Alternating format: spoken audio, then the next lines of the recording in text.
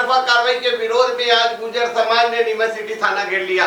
गुर्जर समाज के जिला अध्यक्ष चंपालाल गुर्जर के नेतृत्व में बड़ी संख्या में गुर्जर समाज जनों ने आज नीमच सिटी थाने पर धरना दिया और कड़ा प्रदर्शन किया।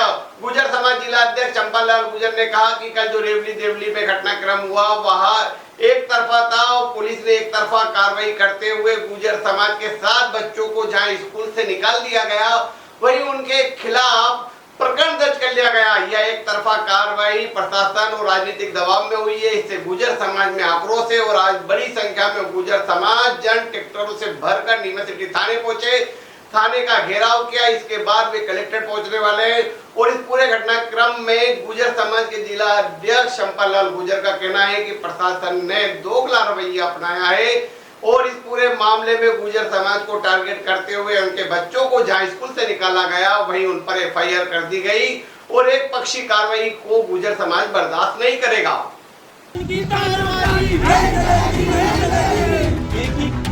दो सजाएं नहीं हो सकती है। बच्चों की लड़ाई में अभिभावकों के साथ में माहौल बनाकर जिस प्रकार से समाज को टारगेट किया जा रहा है वो नहीं होगा। शासकीय उच्च माध्यमिक विद्यालय रेवली देवली में राजनीतिक दबाव के चलते 7 बच्चों को स्कूल से निष्कासित कर दिया गया और 2 बच्चों पर एफआईआर भी दर्ज कर दी गई। इस एक तरफा कार्रवाई के खिलाफ बच्चों के अभिभावकों और गुर्जर समाज ने पुलिस अधीक्षक को ज्ञापन सौंपा। अभिभावकों का कहना है कि घटना वाले दिन दोनों पक्षों में सुलह हो गई थी और बच्चों को समझा भी दिया गया था, लेकिन अगले दिन कुछ लोगों ने माहौल बिगाड़ते हुए रोड जाम कर बच्चों पर कार्रवाई करवाई। गुर्जर समाज ने आरोप लगाया कि समाज के लोगों को अपशब्द कहे गए और बच्चों को जान से मारने व ट्रैक्टर से कुचलने तक की धमकियां दी जा रही हैं। मामले को लेकर गुर्जर समाज ने नीमच सिटी थाने का घेराव किया।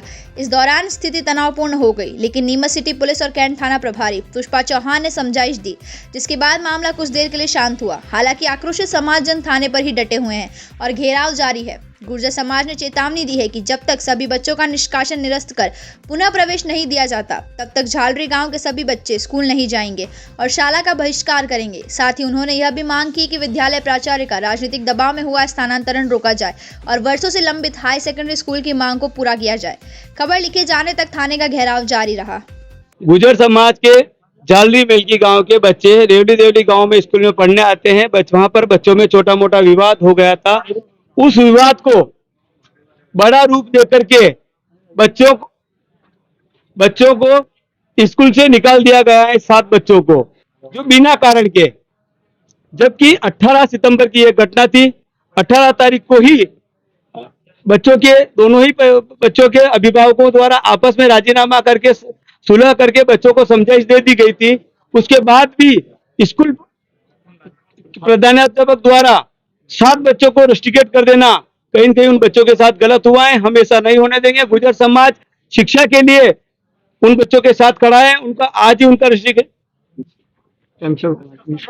निष्कासन रद्द करवाएंगे। जी, कल धरना प्रदर्शन हुआ था, चक्का जाम को किया गया था, कल क्या कहना है? धरना प्रदर्शन एक पूरी तरह से राजनीतिक था, क्योंकि जिन बच्चों के बीच में लड़ाई हुई है उनका परसों ही एफआईआर हो चुकी थी, आपस में रिपोर्ट हो चुकी थी। उसके बाद में दोनों ही परिवारों में आपस में बैठ के सुलह भी हो चुकी थी। उसके बाद अन्य लोगों द्वारा बच्चों के नाम पे धरना प्रदर्शन करके माहौल बना करके बच्चों को स्कूल से निकलवाना कहीं न कहीं बहुत ही गलत है। क्लास कायम की मांग भी कर रहे हैं। जब हम लोगों ने, हमारे बच्चों के अभिभावकों ने यहाँ पे एफआईआर करवाना है तो सिटी थाना द्वारा एफआईआर नहीं लिखी गई, टालम टोल करके उनको यहाँ से रवाना कर दिया गया। आज गुर्जर समाज पूरी ताकत के साथ इतनी बड़ी तादाद में इसीलिए आया हुआ है कि हम लोग आज ही क्लास कायमी करवाएंगे और बच्चों का निष्कासन रद्द आज ही होगा, तभी हम लोग यहाँ से जाएंगे। कदम क्या है? अगला कदम, उन्होंने रोड रोका है, हम शहर रोक देंगे, बड़ा आंदोलन करेंगे और धरातल पे करेंगे, कागजों में नहीं करेंगे। दिखाएंगे कि गुर्जर समाज क्या है, अपने हक के लिए लड़ेंगे, क्योंकि उन्होंने हमारी शिक्षा के ऊपर कुठाराघात किया है। अभी आप लोग और कहीं जाएंगे? हम लोग अभी यहाँ पे एफआईआर करवाएंगे। जब तक एफआईआर नहीं होती हम लोग यहाँ से थाना नहीं छोड़ेंगे। उसके बाद बच्चों को जो निष्कासित किया गया है उसके लिए आदरणीय जिला कलेक्टर महोदय को ज्ञापन देने जाएंगे। देखिए जो इनके बच्चों को 7 बच्चों को निष्कासित किया है वो वापस लिया जाए, तो उसके लिए बता दिया है कि संबंधित प्लेटफॉर्म पे जाएंगे और इनका ये कहना था कि एफआईआर गलत हुई है, जिसको निरस्त किया जाए। तो उनको आश्वासन दिया गया है कि जांच में ऐसा गलत हुई है, अब तक का समय दिया गया।